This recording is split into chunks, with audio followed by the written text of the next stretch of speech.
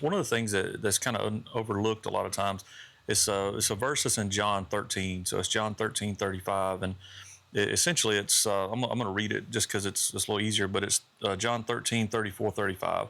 A new commandment I give to you, that you love one another, just as I've loved you, that you also to love one another. By this, all people will know that you're my disciples, if you have love for one another. So one of the things I think that's really powerful there is, by this you'll know that you're my disciples, by the love that you have one for another. So essentially, if we understand what disciple means, which really a disciple is one who learns by attachment, right? So if you look up the Greek word and you take the transliteration out of it, disciple is somebody who learns by attachment. It means that they've connected themselves to you. Means that you've allowed them to come along. The closest we got really to it is probably apprentice, is probably the closest term that we have. Um, but one of the things we have to understand is, if we're known as Jesus' disciples by how we love one another, then what does that mean for how we love right now, right? So if you were out in public, would somebody know that you're a disciple of Jesus? There's old saying, a lion doesn't have to tell you he's a lion, you just know he's a lion. I think that that saying goes true for the disciples of Jesus. One of the things that we have to understand is that we're walking in life, man, just walking life out. And emotions happen and issues happen. But when you're pressed, what comes out of you? Is it the Father or is it something different? And if you were out in public and you were doing your thing, would somebody know that you were a disciple of Jesus by the way that you handled a situation, the way that you handled an action, the way that you handled somebody getting upset with you, getting cut off, flipping you the finger? You know what I mean? Would somebody know that you're a disciple of Jesus by the love that you shared for somebody else?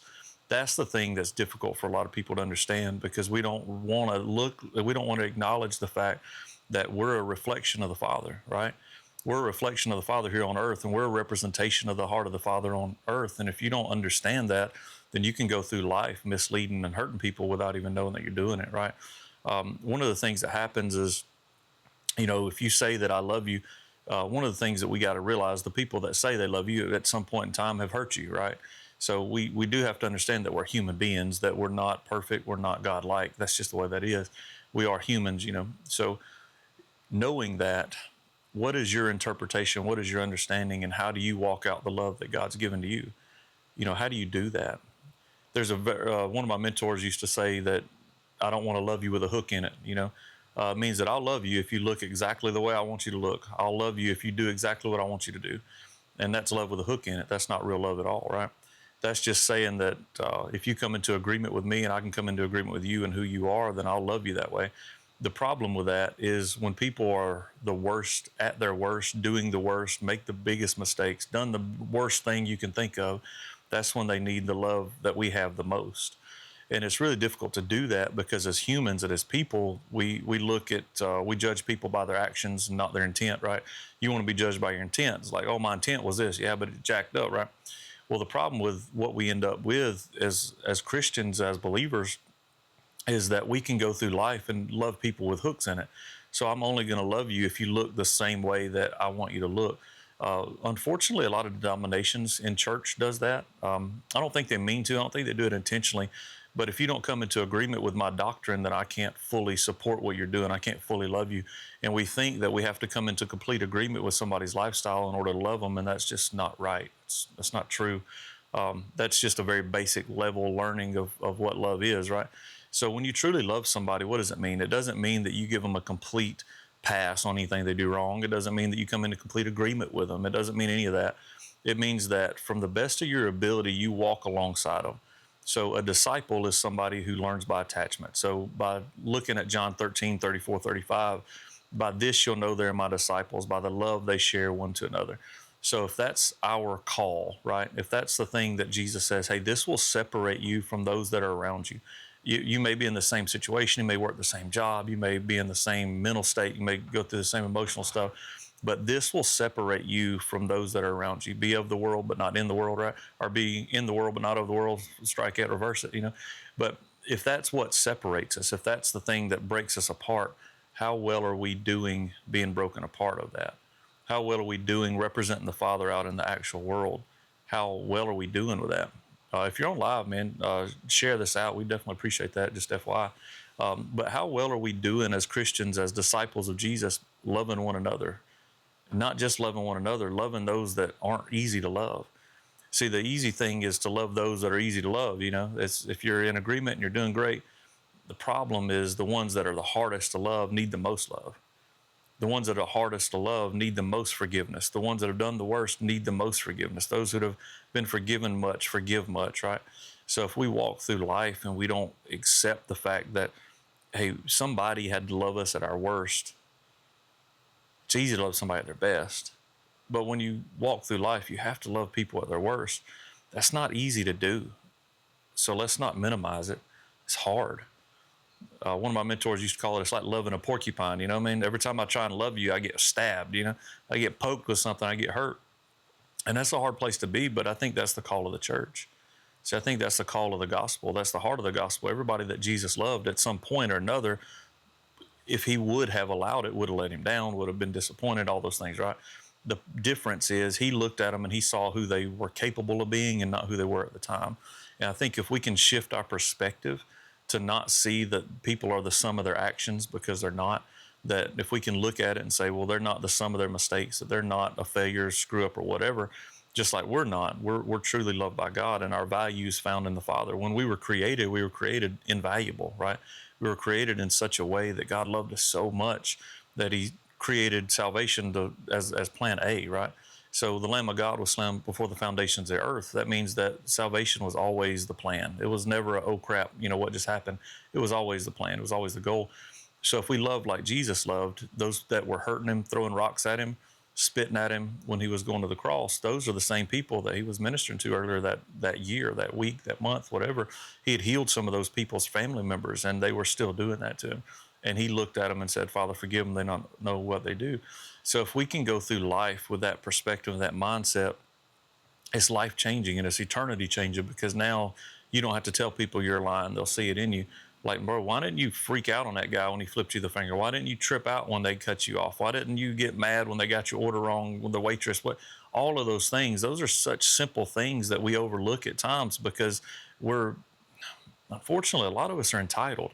We think, oh, well, I should get this, I should do this, I should be in this position, this person should serve me well, this person should do all of those things that we think in life that we're supposed to be. The truth is, we should be the humblest, kindest, most understanding people on the face of the planet. See, the one that we serve gave his life for us, not just the life that we see, the physical life, but he gave his life to us every way. So by this, you'll know that they're my disciples, by the love they share one to another. So how are you loving somebody today? How are you loving the people that are around you? How are you loving yourself today? How are you loving the church? How are you loving people outside the church?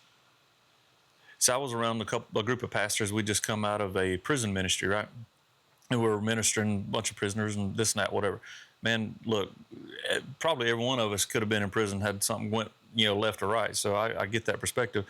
But I heard one of the ministers say, I wouldn't give you 5 cents for everybody that's in that building. I'm like, man, are you serious? And you love God, sort of?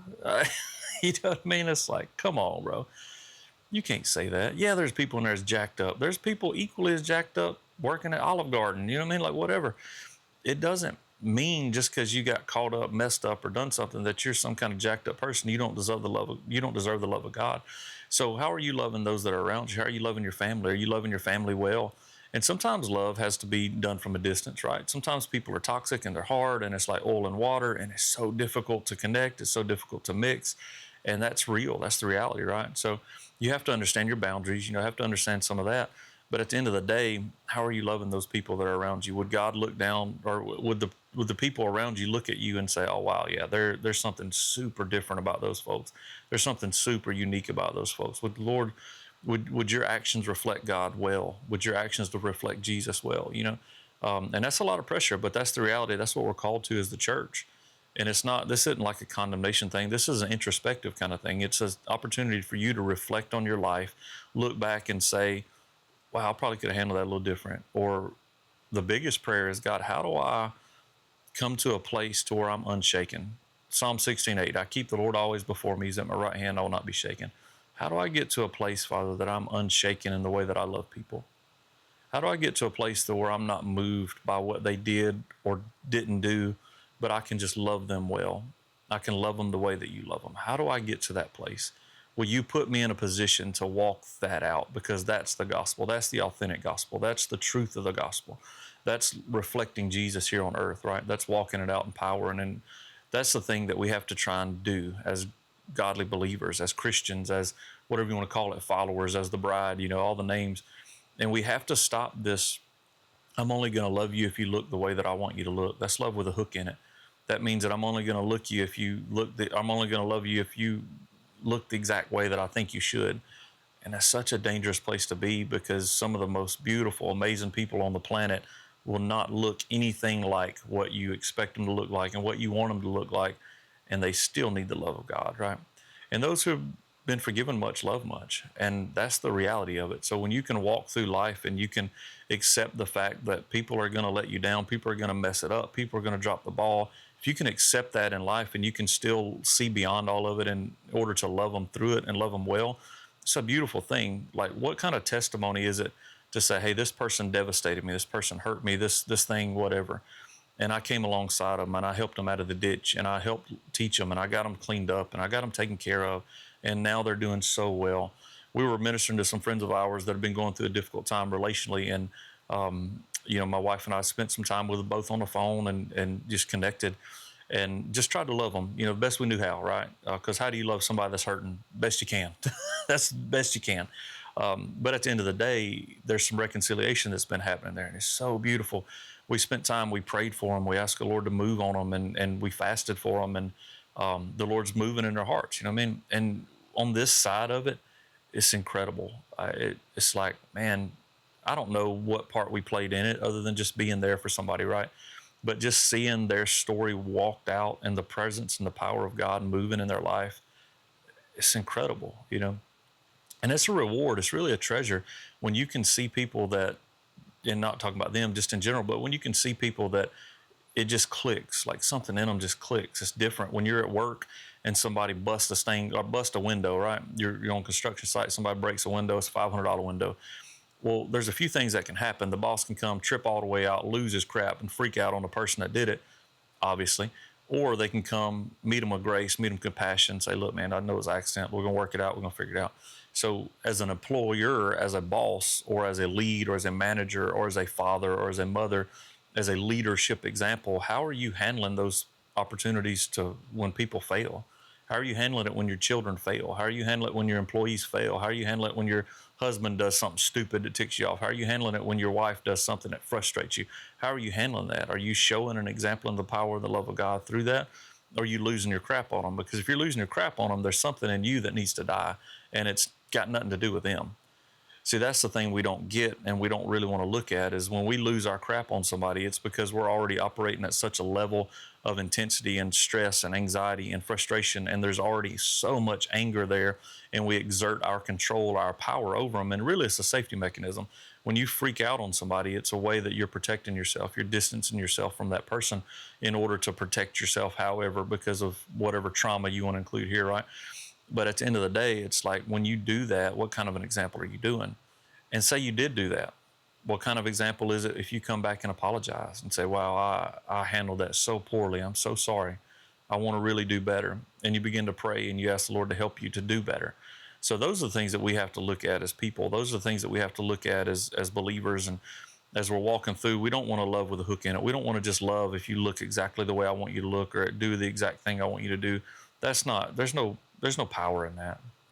We got to love people even when they don't look like they need it, even when they don't look like what we think they should look like, even when they've hurt us, even when we still have to love people through it. And that does look different in every situation. It looks different in every circumstance. And you have to figure out what that means for you. At the end of the day, I'd encourage you to pray that prayer, Father. How do I love people the way that you loved them? How do I love the people that have hurt me? How do I love people that frustrate me? How do I love people that get on my nerves? How do I love the people around me and love them well that I can example your life in a powerful way here on this planet? How can I do that? That's the prayer. That's the prayer for the day. So hopefully you guys got something out of it. If you did, man, share the content. I'm really grateful. I am fasting social media, so it's a little weird to go live because I'm going through some apps, so I don't have to actually get on. And I'm really just doing it as an opportunity for me because I felt like I was getting distracted with it, right? So just trying to give myself some clarity and honor the Lord in what I'm doing. I haven't been doing this very long as far as the social media side and posting, but really grateful and really excited to be able to share. I've had some beautiful conversations with people already in a really short time. Hopefully, some things are getting out. Hopefully, I'm making sense. But all right, guys, hope you all have a good night.